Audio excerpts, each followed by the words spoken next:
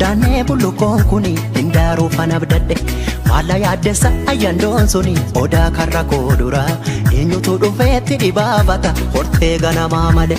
eenyutu cabbiisitti caamsata odaan kuni abbaa qabdi beekacha odaan kuni milkiin kuni jibuun kuni duudhaan kuni si jaalatti hayyuun asaasa dhugaa jallattee sororsa gumee fi gumaani baasa harka dhiige qulqulleessa